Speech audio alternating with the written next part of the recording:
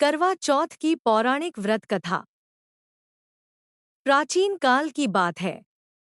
किसी नगर में एक साहूकार अपनी पत्नी, 7 पुत्रों, 7 पुत्रवधू तथा एक पुत्री के साथ निवास करता था। साहूकार की पुत्री का नाम करवा था। साहूकार के सातों पुत्र अपनी बहन से बहुत प्रेम करते थे। बिना बहन के भोजन ग्रहण किए स्वयं भोजन नहीं करते थे। एक बार कृष्ण पक्ष की चतुर्थी को करवा चौथ पड़ा। यह व्रत साहूकार की पत्नी, पुत्री, सातों पुत्रवधू ने रखा था। शाम के समय जब करवा के भाई घर आए तथा भोजन करने बैठे, तब बहन को साथ भोजन करने के लिए बोला। लेकिन बहन ने भाइयों से बोला, आज मेरा करवा चौथ का व्रत है। मैं चंद्रमा के दर्शन तथा पूजा करने के बाद ही जल और भोजन ग्रहण करूंगी। यह सुन भाइयों ने भी भोजन नहीं किया और चंद्रमा के निकलने का इंतजार करने लगे। कुछ देर इंतजार करने पर जब चंद्रमा नहीं निकले तो अपनी बहन को भूखा प्यासा परेशान देखकर भाइयों को एक उपाय सुझा।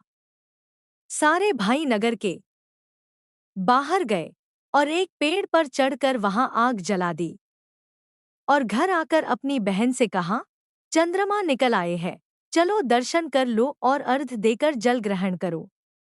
यह बात करवा ने अपनी भाभी को बताई, चांद निकल आया है, चलिए दर्शन करके जल ग्रहण लीजिए।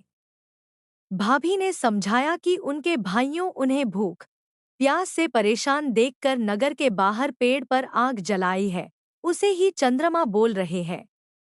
लेकिन करवा ने बात नहीं मानी और वह आग को चांद समझकर अपना व्रत खोल लेती है। लेकिन करवा के भाभियों ने अपना व्रत नहीं खोला।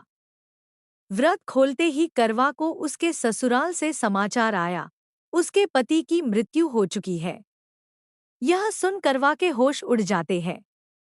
तब उसकी बड़ी भाभी ने उसे समझाया, आपका व्रत टूट गया है, इसी वजह से उसके साथ ऐसा हुआ है। अपनी गलतियों पर करवा को एहसास हुआ तथा उसने प्रण किया कि वो अपने पतिव्रता से अपने पति को पुनः जिंदा करके रहेगी।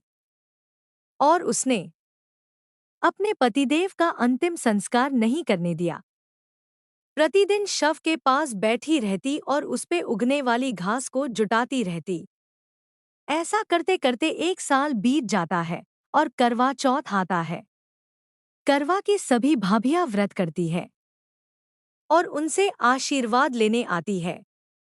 करवा ने अपनी सभी भाभियों से प्रार्थना की, उसको भी अपने जैसे सुहागन बना दे और उसके पति को जीवित कर दे। लेकिन उसकी किसी भाभी ने बात नहीं सुनी। लेकिन जब 6वीं भाभी आई तो उन्हें करवा की हालत पर तरस आ गया और बोला, सबसे छोटी वाली भाभी से बोलना कि तुम्हारे पति को जीवित कर दे, क्योंकि उसके पति की वजह से तुम्हारा व्रत खंडित हुआ था, जिससे ईश्वर नाराज हो गए हैं।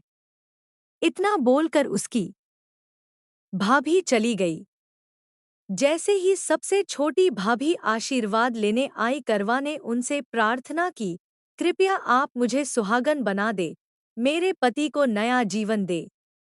उसकी भाभी ने मना कर दिया कि मेरे पास पुनर्जीवन करने की क्षमता कहाँ है। भाभी के मना करने पर करवा ने उन पर क्रोध से हमला कर दिया तथा उनका गला पकड़ लिया और बोली, जब तक मेरे पति को जिंदा नहीं करोगी नहीं छोड़ूंगी।